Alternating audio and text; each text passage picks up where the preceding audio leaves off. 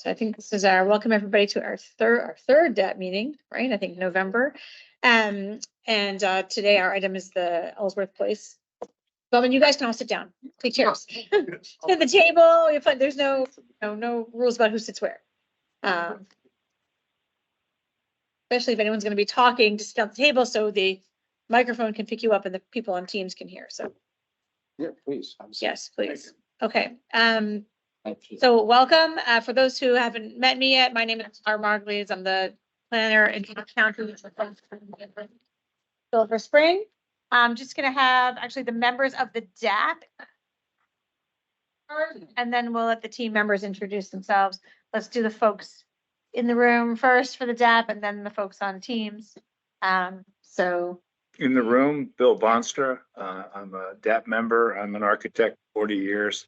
I do a lot of multifamily work in this, the DMV, and happy to be part of this group. Hi, David Cronrath. I'm a professor emeritus of the School of Architecture at the University of Maryland and also the former dean of the School of Architecture. And I'm a DAP member, and I'm happy to be here today and to see your work. Raj Kaspeker. I'm a senior development manager with Enterprise Community Partners. We are affordable housing developers in the area, and I guess I'm the developer member of the DAP. yeah. Okay. Xiaojoy, you want to introduce yourself? Hey everyone, sure. This is Xiaojoy. I'm a trained landscape architect. Been practiced nearly 2 decades. Good to be here. Hi, and I'm Alice Enns. I'm an architect and urban designer. I work for Urban Design Associates. And I'm also a resident of Silver Spring. So I live a couple blocks up from the site and I walk by almost every day. So excited to see what you're proposing today. Awesome. Okay, so that's the DAP members, and then the applicant team that's in this room start first, and then we'll go there. Sure, I'll start. I'm Trey Culpepper with GVT Realty. I head up our operations team and was on the acquisition team when we bought Ellsworth Place. And we have planned since acquisition to look at addressing the air rights here and feel the need of converting from office to multi. It really suits the local market and is a need. So we're excited now to be, starting the early phases of the process. I'm Ian Duke with VICA Maryland. We're the land entitlement and the engineer surveyor. Been in the business for many, many years. Remember the original building over on Georgia Avenue that had a revolving glass door. But I've been working with Trey and his team for the land entitlement for the sketch. My name is Gus Ballman. I'm an attorney in the DC office of Beveridge and Diamond. We're a land use and environmental law firm with offices around the United States. I also live in Silver Spring. For the last 49 years, I've lived either in the downtown or next to the downtown. And I must disclose, back in 1990, I signed on behalf of the Park and Planning Commission as chairman of the agency, the site plan for what was then called City Place, now Ellsworth Place, in which in those hearings, we approved the conversion of the old Heck department store into retail mall that we know today as Ellsworth Place and was of course called City Place. We approved it with an office tower to be built atop it. So here we are a few years later to talk about a building on top, except it won't be offices. Thank you. Folks on Teams who are part of the applicant group, go ahead and introduce yourselves. Get us going, VICA group. Hi, my name is Brandon Bell. I'm an architect and the residential practice leader with Gresham Smith. We're the architecture firm representing the applicant, and we're based in Nashville, Tennessee. Good morning. Nice to see you all. Go ahead, Ezra. Good morning. This is Estra Sortason. I'm the landscape architect on the project. I've been practicing for over 17, 18 years by now. And happy to be here. Morning all, Josh Sloan with VICA. I'm one of the owners and director of planning and landscape architecture here. Kind of the principal in charge for the project on our team. Hi, everybody. My name is Jenny Lanu. I'm an architect with Gresham Smith. I work with Brandon in our residential practice studio. Okay, and then I think all we have left are the planning staff who are here. So in the room, quick introduction. Sure. I'm Paul Mortensen, Senior Urban Designer in the Director's Office, responsible primarily for design excellence and a lot of the review and master planning that we reviewing of it in our organization. Atul Sharma, I'm an assistant to the deputy director. I'm an architect by training as well, and I help all the area teams of the design review. So here to assist. And I'm Dan Brugert. Well, I've sat in on all of these meetings now, but I'm a planner in our cultural resources division. So on the regulatory side, so this project is listed on the locational atlas for the county, which is sort of the intermediate level of designation. So I'm here to provide some process and if there are any questions. I think Elza, you want to introduce yourself, and then I think we're good.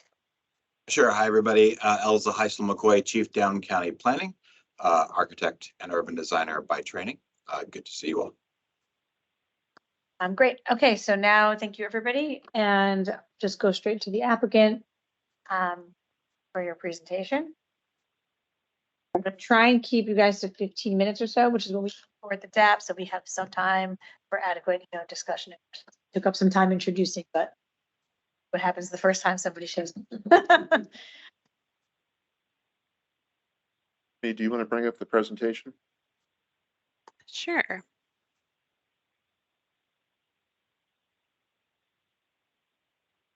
Can everyone see the screen okay? All right, Yep. Great. Okay, so I'll just jump in here, and obviously the rest of the applicant team, if there's anything that I miss or you want to mention, feel free to interrupt me. Obviously, you all are aware of the site location, the existing conditions. This slide is showing us essentially the location aerial, so relationship to the metro line. Again, the project site is highlighted here at the intersection of Colesville Road and Fenton Street in downtown Silver Spring.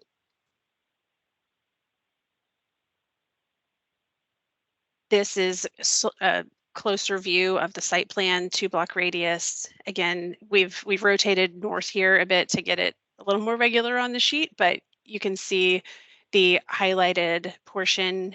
The lighter yellow is the existing Ellsworth Place Mall, and the slightly darker yellow L shape is the proposed tower. So a quick introduction. I know everyone's familiar with Ellsworth Place itself. As Gus mentioned before, this project was previously entitled for an office building on top of the mall. And in anticipation of that construction, there was some structure brought above the roof to help receive that new building, office building. Now what we're talking about is multifamily, right? So there are certain points at which we know the building is already reinforced to accept this load above. And so that has, while it has not completely driven the form of the mass that we're going to be discussing today, it certainly has informed it, just as far as efficiencies go, vertical cores, those types of things. So this red outline is the proposed tower, and then these little dots are the structure that extends above the roof. So we'll jump into kind of what's the allowable massing on the site. This image on the left, you see we are considering the existing mall as the building base. It is about 5 stories, I believe, at the corner where you have Ellsworth Drive intersecting Fenton Street, and then grade kind of changes as you get to Colesville. So we're between 3 and 5 stories from grade for this building base. The volume of that, obviously, we've brought up here to show kind of the full extent of the allowable height, which is 300 feet for this particular site. And then the second image shows the recommended primary and secondary step backs based on the base, middle, and top massing forms. The image on the right shows the proposed massing. So we're really kind of limiting our new construction, again, responding to existing structural conditions, but also just looking at the metrics of what the owner, GBT, is trying to achieve on the site and making it obviously scale appropriate for what's planned in this downtown area. Starting with kind of the typical plans, base, middle, and top, at the ground level along Colesville, there is what was formerly supposed to be the entrance to the office tower. There's a bit of a lobby space, some stairs, and it leads you back to this elevator core. So the proposal is essentially that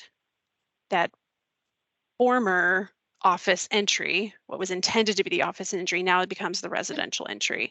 So looking at, really kind of using that existing building base, and we're not really proposing many changes there other than just activating that frontage of the building and kind of bringing more activity in and out of that corner of the building. As we move up to the first level of residential, this is where we get our primary step backs from the building base. You can see the form starts to take shape here, and it's kind of a typical center corridor with the appropriate vertical core spaces and kind of conceptual back of house areas. Again, pulling off of the edge of the building below and really providing, kind of views for everyone, and a setback from the street. There are some areas here where, again, the structure has come up above the roof to receive that office tower, but with the kind of efficiencies that we need to maintain with the multifamily development, it doesn't necessarily make sense to build those out as internal space. So what we're proposing are some kind of elevated vegetated areas that can start to enhance that resident experience. They're not just looking out on the roof of the mall below. So that's what these green areas are. And this image on the right is just an example of kind of how you step back maybe a tower above a base and kind of create that relief from the street.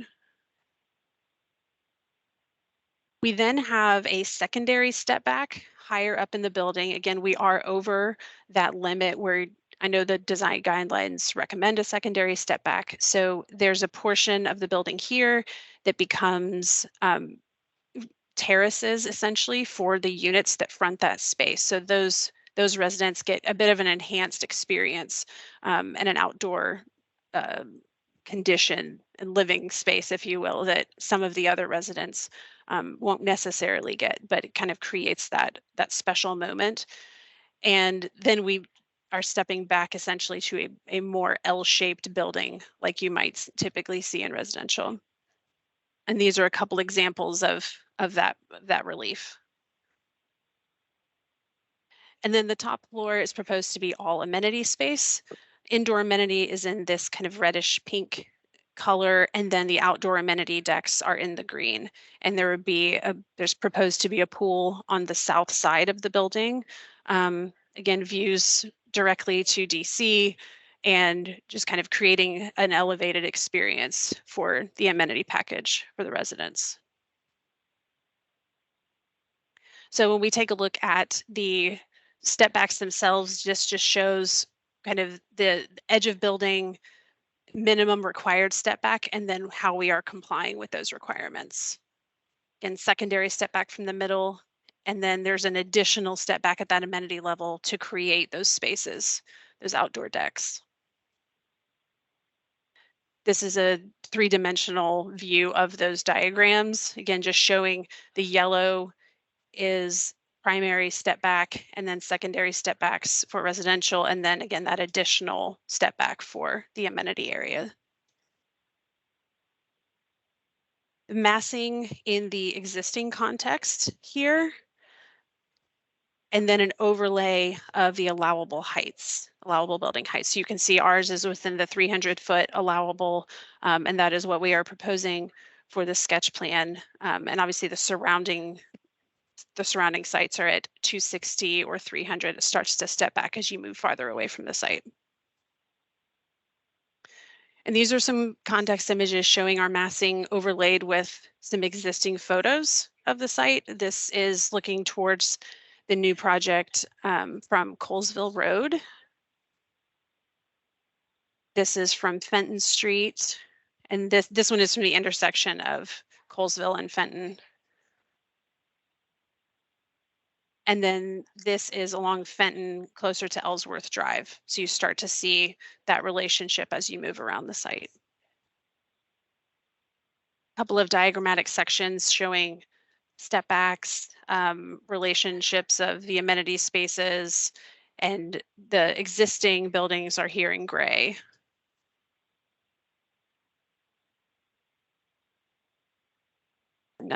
Another section here, again, similar information, but just looking from a different angle. This is Fenton Street on your left. And then the alley between these buildings, it goes behind them all right now. And there's a large loading area back there that has direct access to some of the back of house corridor and vertical circulation cores for this building. And then just jumping into some architectural precedent imagery. So this slide really focuses on overall building form, showing step backs from building base, middle, accentuation of the top of the building, also showing changes in plane and how even though the building may be generally a single mass, using push and pull here and there to really create that interest in the facade. And then examples of creating texture through material, proportions of openings, obviously understanding that we're on top of the old department store, which I know has a large history in the area, and then surrounding buildings which have historical context is, really the project will aim to be very thoughtful about how the new building integrates with the context. This image shows kind of a, very like new construction next to something that's pretty historic, and how proportion and material and color can help merge those two languages. That's the presentation. So I don't know, Micah, Brandon, anything to add, anything that I missed, or you want to go back to another slide and elaborate? I think you did a pretty good job, Jenny. Thank you. Thank you. Can I ask a clarifying question? First of all, I don't think anybody would ever argue that this isn't a great addition to downtown Silver Spring. This would be fantastic at this location and on. So I think that is a given. We love it.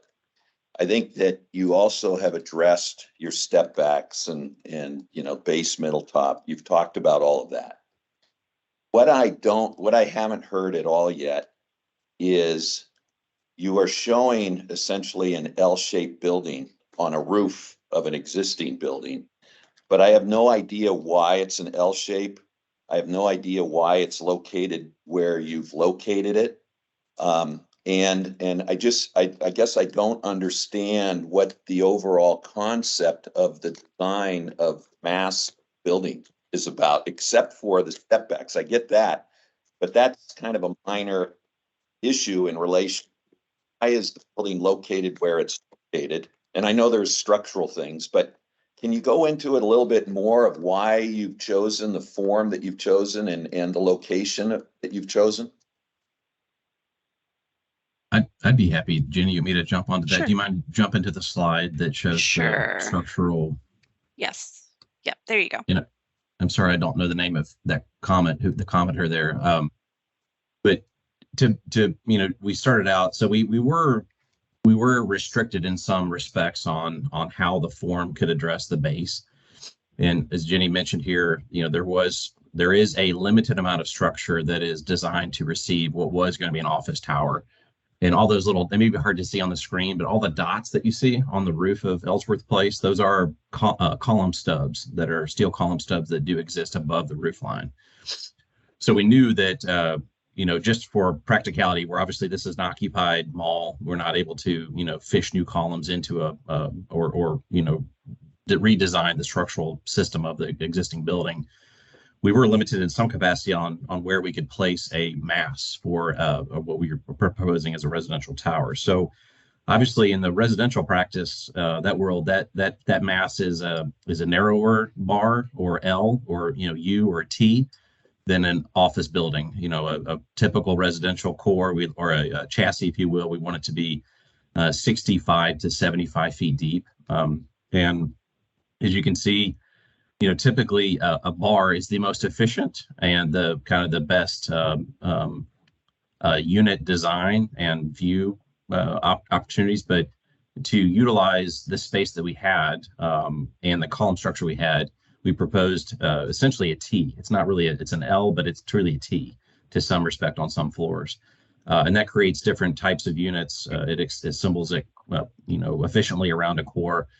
Reduces travel distances from cores to unit entry doors, but we also think it appropriately creates view corridors towards DC and other parts of the area. So we weren't really able to look at it on the total opposite side of the site. That just wasn't an option, unfortunately, for us. So we were pretty much restricted to a specific area on top of the mall. Can I ask a basic question as because we're still at schematics, right? So we are just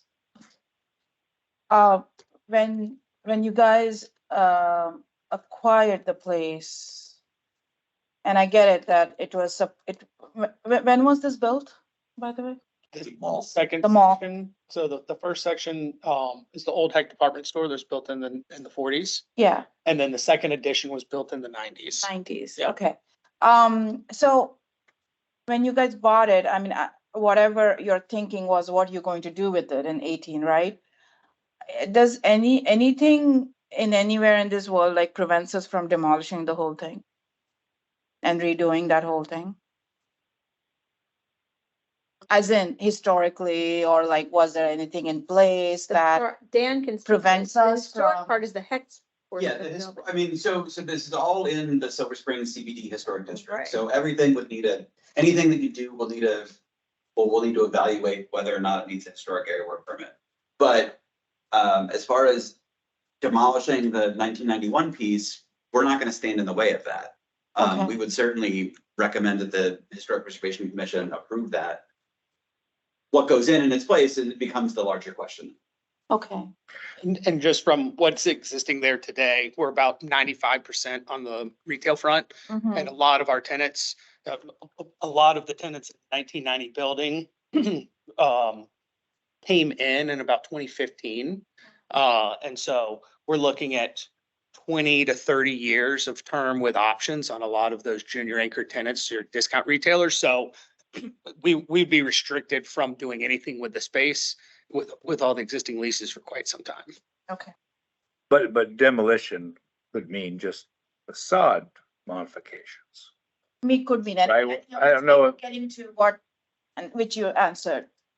I One don't- big thing about the leases, but then just following up, it would have been great to just demarcate like what the 1940s pieces and what's the 1990 pieces in a way to, give us a little bit of an idea of what's because like something that I think Jenny kind of alluded to in her presentation is, it's a pretty significant loved or hated or whatever building in that corridor. So you're gonna get a lot of reactions to why, what, how, when, stuff like, so I think it's like Paul mentioned, you guys have mentioned the step backs and the zoning regulations, this, and it's all fine, but it's just also would have been great to also hear about what's preventing you from, what are your boundaries? What are your limitations? Then then as a group, we realize, okay, that's where you're trying to make the most of kind of.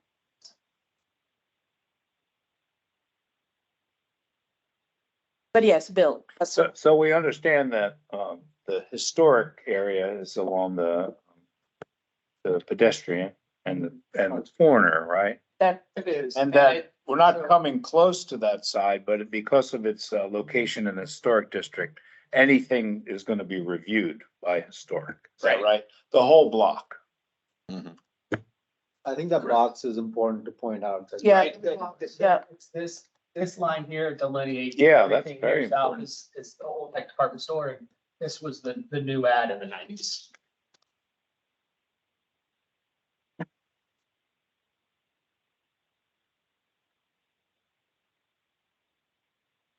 And whatever was structural calculations were in 90s.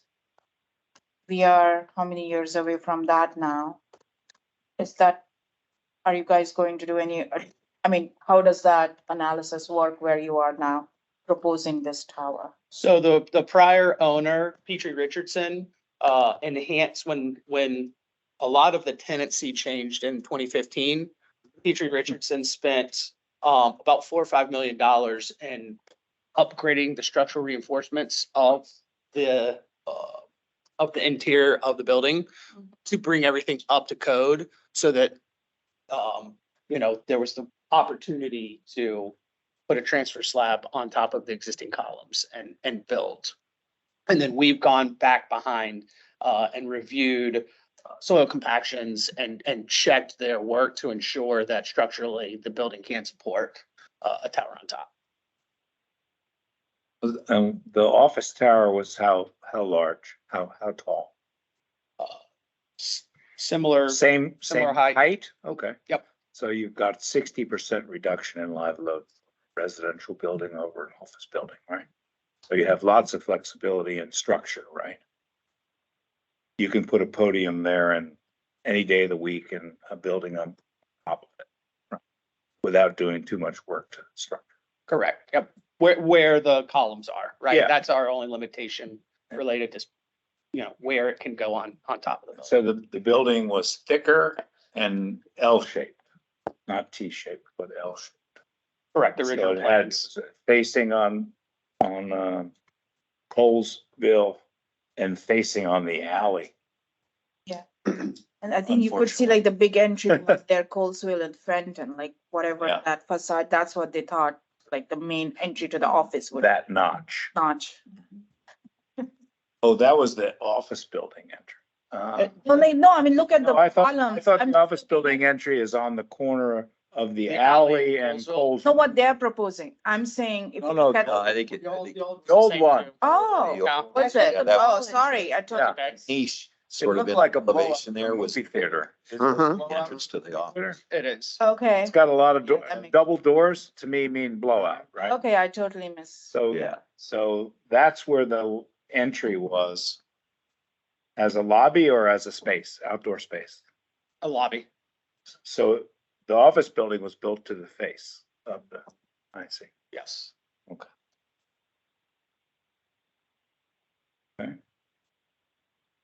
And the core locations, the further these inquiries, you've got the elevator on the alley. That's gonna become an element on this building in some way at the top, probably, or maybe not. And though that has to be there because of leasing.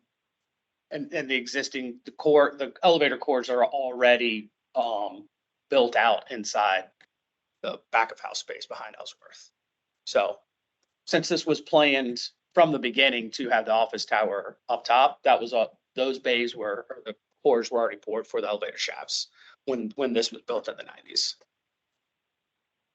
The positive thing there too is office does require more vertical circulation in terms of elevator than residential. Now, we have not done our vertical transportation study, but ideally some of those shafts may not be utilized, right?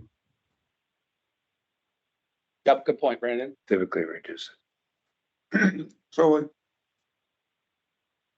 from my perspective, I appreciate the constraints you had, and I really, also like to compliment you on providing housing to downtown Silver Spring, which I think would be a real attribute to the community and further energize the streetscape. So appreciate that. My criticism would be that I wish the building read more distinctly like a T, and I think that's possible, rather than the L form. The second thing is, it really seems to me, although it may be in contradiction to some of the setbacks that you're wrestling with, that the building needs to come to the ground, particularly at the entry area, in my opinion, so that I understand that this building on top is actually coming down to the ground and sitting on the ground. The last point, rather than having a expensive and very articulated and almost random exterior form, it seemed to me if it was simplified and you reserve changes in the surface to attributes that will enhance your rental capabilities, such as bays, balconies, and other features, that will simplify the overall form, make it read more clearly, save you money, and also give you a way of skinning the building without adding a variety of excess materials, window sizes, and all the other things that you're going to get into with such an articulated form. The last point I'd make is that I think the elevator shaft is a big deal because it will go beyond the top roof. And so I don't know why exactly you have to have the setback along the alley in some of those areas. And it just seems to me it would be better if it didn't.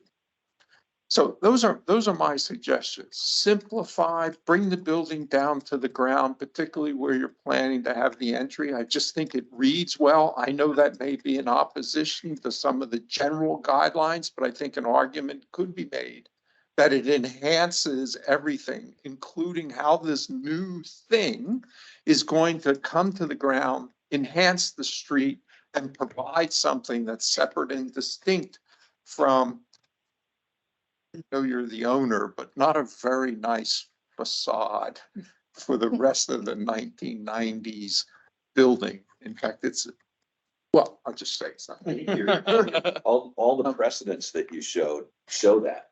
You know, they show the building coming down to the ground. Yeah, yeah. I just want, there's Go people ahead. on Teams who are waiting, so I want to call on Xiao Joy and then Alice, and then we'll come back to Bill. Thanks. That's okay. They've had their hands up for a bit.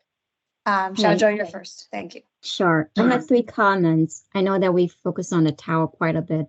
I'm curious to know that streetscape level wise, since this is a tower on top of a old existing building, how the design should be conforming to the design guideline for streetscape level. I haven't seen any design or mentioning of the street level design. My comment number 1. And number 2 is, I wish there will be some ground level existing building images showing in this presentation so I can visualize it. You know, I know that you mentioned how the new tower will be integrated to the ground level department store, but I have trouble envisioning how this two really come as one at the end. And then all the images you're showing, as Paul just said, it's brand new building. Is not really a precedent of existing building with a new tower. And my last comment is, I know that the applicant is asking for 20 points. I know that for the DAP and design excellence in Silver Spring, we only offer 10 points, if I understand correctly. So these are my comments. So I'll just respond to the last one before we go to the next question. And it's true that in Silver Spring, the max points is 10, but also everyone has to get 10 to get from the DAP out of the DAP process. So yes. We did revise our points. Okay, just want to make sure you guys are clear. We don't need to worry about that at this stage, but just so everyone's aware. I think it's a good question about streetscape. I think we don't quite know the answer yet. We have to see a little bit more about how this develops.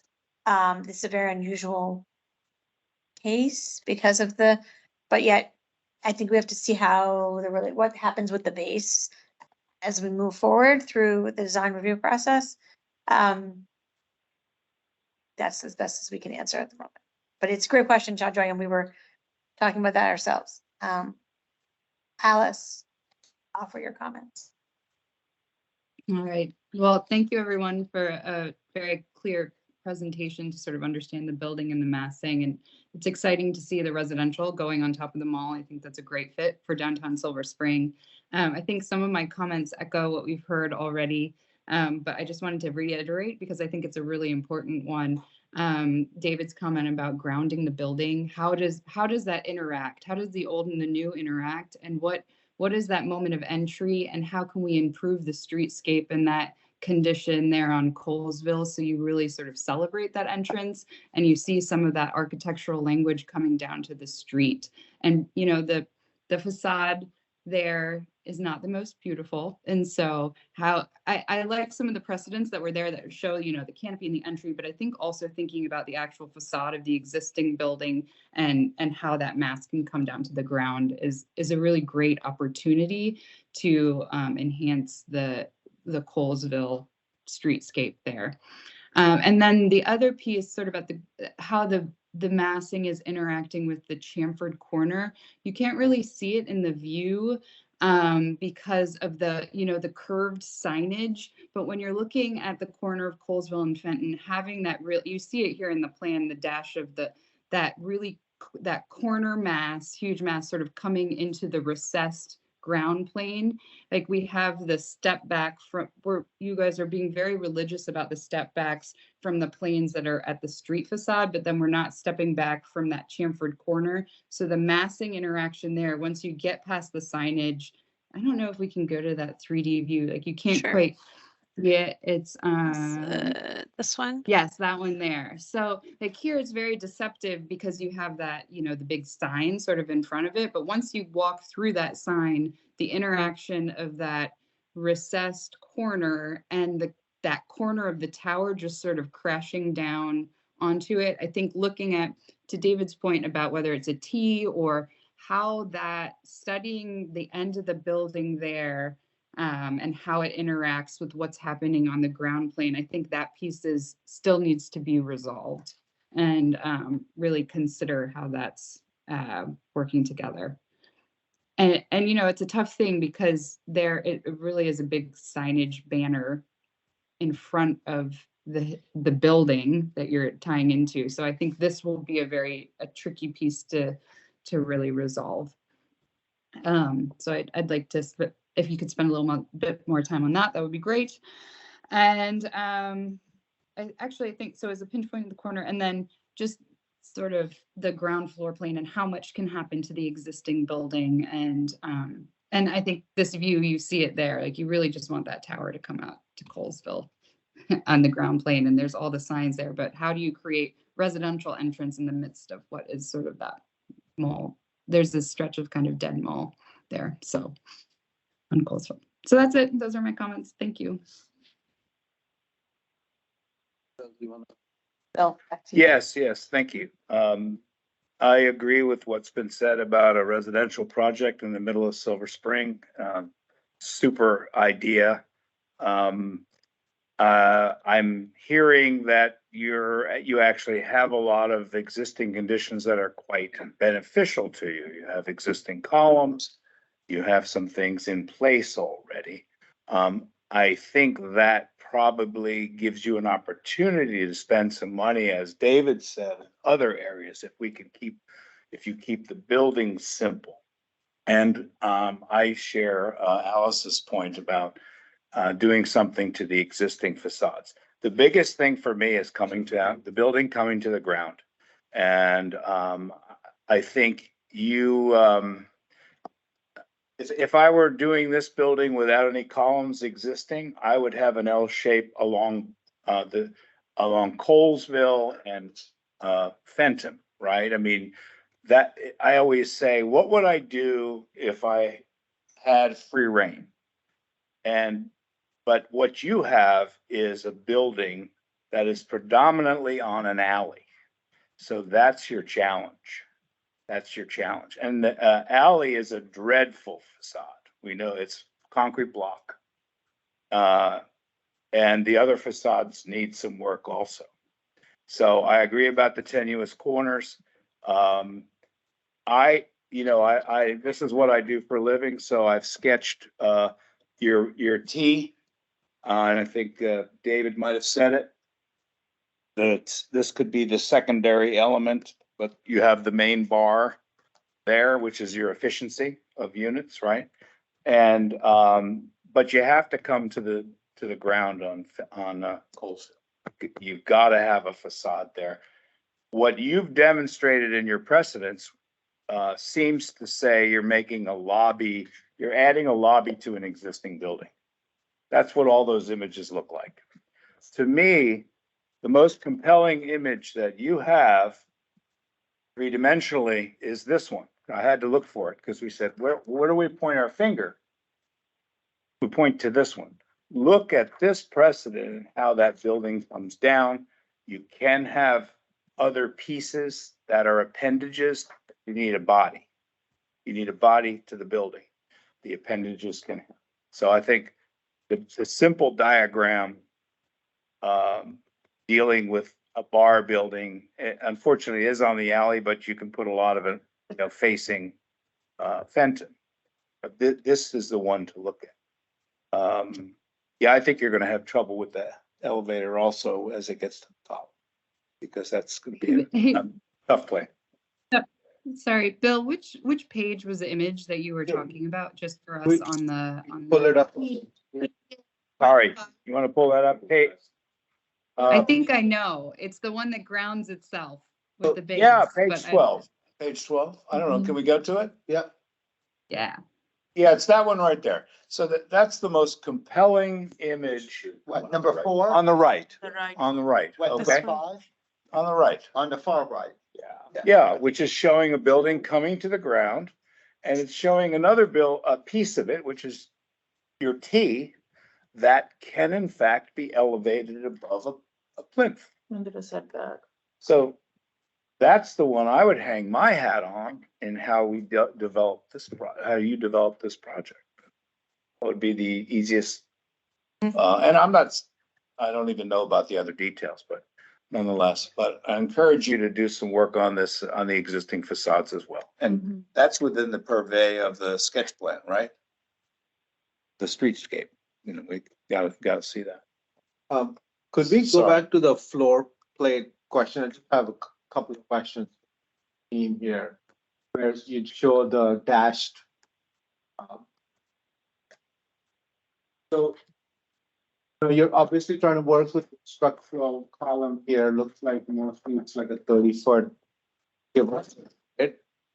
And you have to have whatever 65, 67 feet of bar. There's a couple of things here that I would recommend to consider as you flush out the architecture. One, that this building will not have a backside to it. It's an object that's going to be seen from all 4 sides, especially because that historic 1-story retail is not going to go anywhere. So you'll always be able to see the alley facade from portions of downtown and other buildings and streets. So when you are inning this building, I think that facade is equally important because it's not going to disappear next to a party wall of any sort. And one of the questions I have is, we have such generous setbacks on Colesville. Would this project benefit from having a little bit more of a setback off of the alley? In that, without, you could maybe push the red lines back to the column grid as opposed to coming out a few feet from them to give this, which is the longest facade of this building, a little bit more of a break from the condition of the alley, which is also the most unpleasant condition as has been stated before. you have to keep the core where it is, but it might be beneficial for those units to not just be, 5 or 8 feet from the alley, but maybe have a little bit more of a setback. And I do think when you get to site plan and you're articulating the building, you'll hear a lot from the DAP about vertical and horizontal articulations, and if there's a way to incorporate the column grid in the facade itself, it might help you all set some vertical datum lines in the party. Right now, I think most of the facade is maybe just a few inches proud of the column grid in most places, so actually don't see the column grid expressed in most places of the footprint. So as you flush things out, that might help you, again, simplify it to and try to articulate the verticality and see what this alley condition looks like and what that facade looks like. Some suggestions.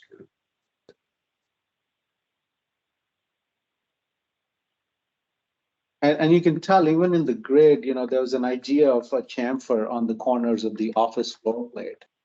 Like right at the top corner, there's a chamfer in the grid, and right at the right-hand side corner too, it's like a chamfer. So they were grid thinking that about the doing office floor plate continuing the. had, and I think there was a reason for it, because they didn't want this awkward adjacency of right angles with diagonals. So when you're massing those corners, you probably want to think through that. Tool, I like what you said about the alley facade. I'm not sure you have to set it in. I think that's going to be a prominent facade to the city, right? I mean, that. Yeah. And think about the sun. I don't know if that north arrow is exactly right. It is. But you are going to get sun on that face. So that has to be a primary facade of the tower. It's got to be done nicely. It can't be more block, right? It's going to have a nice facade that you're going to see for a long distance. And so I would try to make the whole thing a new facade all the way to the ground and get rid of the concrete block. And the people are above that anyway, right? I mean, there's retail at how many feet? 40, 50 feet. So you're going to be above those other buildings anyway. It's going to be kind of a nice place to live, I think, along there. It won't feel like an alley necessarily. I know you have a lot of options in front of you and you're trying to juggle them all. So generating. Oh, I'm sorry. I would reconsider the drive to put the amenity space on the top of the building. And the reason I say that is if you look at the precedent that Bill showed, one of the ways in which I might read that is that the amenity space is on the roof level of the base. And the advantage that has, if it's developed, is that it could provide activity at the top, at that level of the building. And at that level of the building, you're 3 stories above the street level. So you're still part of the street. Perfect. And that activity on the roof could enhance the street, provide action up there. You'd have different kind of lighting, pergolas, sorts of things which suggest habitation up there and could bring the whole project together in a way so that it isn't so stratified between the base and the thing on top. And it could be another way of trying to integrate them. It also, as you pointed out in your presentation, you have these column stubs coming out and you have the possibility of building a deck on top of those stubs, which means you can get more enhancement and, you can get green up there and all the things that are desirable. So I just suggest that as one of the options you might want to look at, because I think often the default is all that stuff will go on the roof. But in this case, maybe it doesn't go on the roof and you use the roof opportunity to build a village up there for some high-end penthouse kinds of things that could give you the top that you want, that the guidelines are suggesting, without putting the amenities up there. Just something to consider. Okay. It'll also give you, I think, maybe an opportunity to work on that facade that goes to that, because really that facade is not good to look at, right? So maybe it grounds you in a way, like kind of grounds that whole building in a way where that facade, you rework that facade, gets to your amenity level on the third floor, and then your building steps back in the back, and then that your, so I think from what I'm hearing, it's just really mostly about, we are all very, it's something that Bill, I think, alluded to, just, it's a limitation, the structure, but it also gives you an opportunity to kind of work with it. And it's just really integrating the existing, the 90s old facade with this new shiny tea or whatever you call it. I think that you'll definitely get much more support. Glass. Okay, we have a few minutes left. I just And you had a made comments, yeah. quick question on the alley. I'm just looking at this plan, and on the other side you have the theater. So how is the Silver Spring Black Box Theater and the AFI? So to me, it looks like is a lot of like that theater loading also happens on it. Yes, and then you're also doing your main entry, the alley to that block.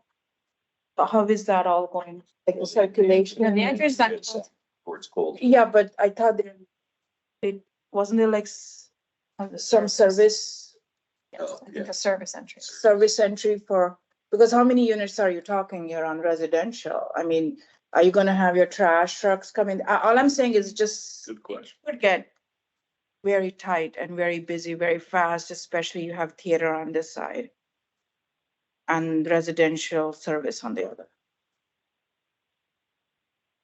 And it's a pretty tight alley, I mean. All the loadings in the back. One of my favorite out. Actually, I like the owl. Oh, I do paintings there. Yeah. Up.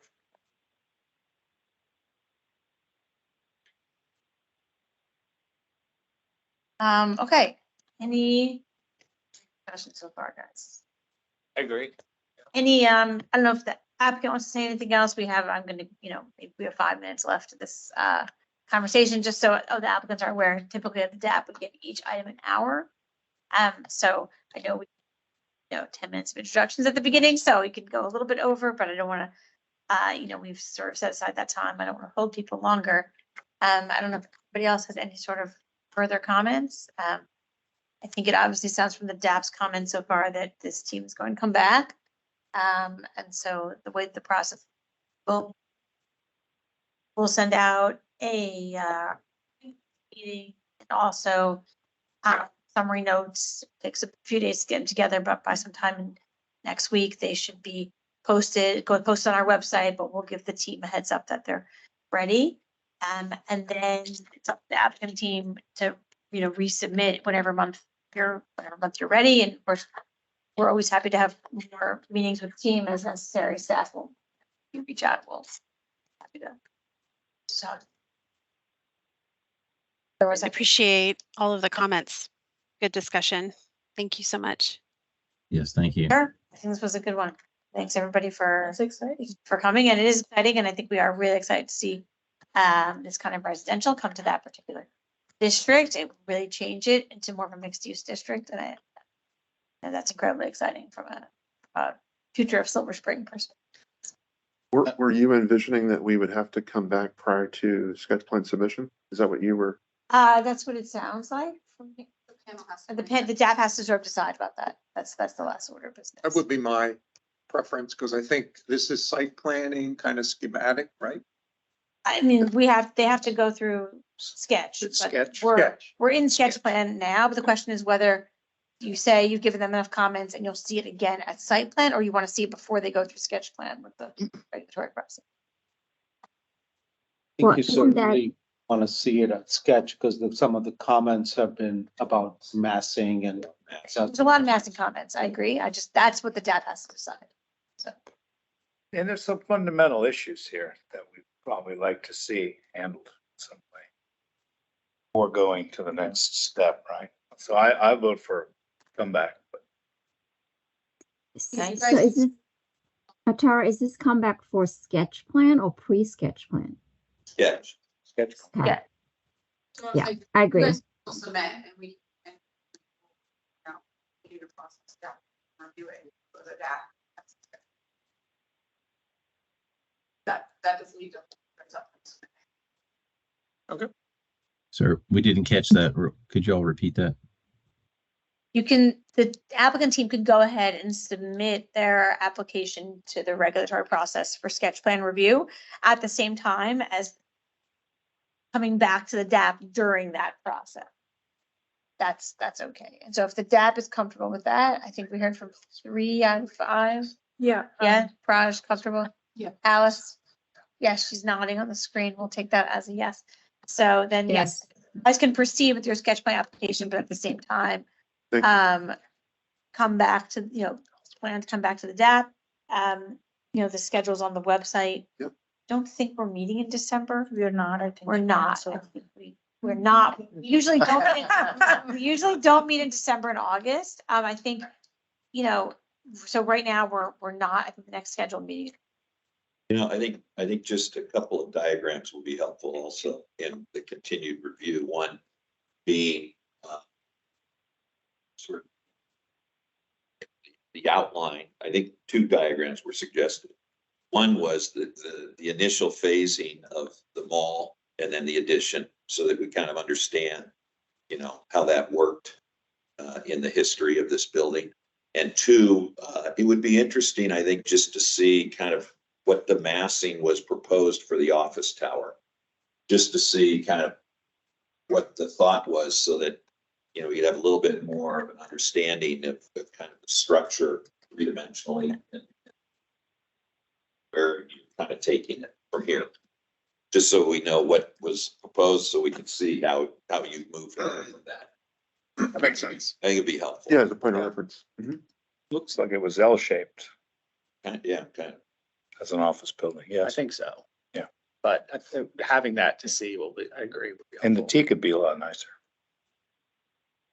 So Is just, January date so everyone can hear it? yes, it's January 17th. I was just gonna let everyone. know. Thank you. January. Website doesn't have those dates on it yet. We have them internally on, so they go up today or tomorrow. Thank you. But they are just. We'll know, which means that the application deadline for that would be 3rd, I think. So as long as, I'll send Cashiel an email asking her to get on the agenda. yes, and it's not, we don't need to know, sort of, once you send the application process, you submit the application by the 3rd, you're automatically on the agenda, whether you've told us ahead or not. So we'll keep that in mind, but that's sort of the determining factor. That's good. They're predicting very heavy snows here in February. I'll believe I see. Yeah, exactly. Test the loads. Well, since the Weather Service is based in downtown Silver Spring, we believe. Keep that, you're so relatively surprising, right? Okay, thanks, everybody. Thank you. Thank you for Thank you, your time. everyone. Thank you. Yep, really Thank appreciate it. you.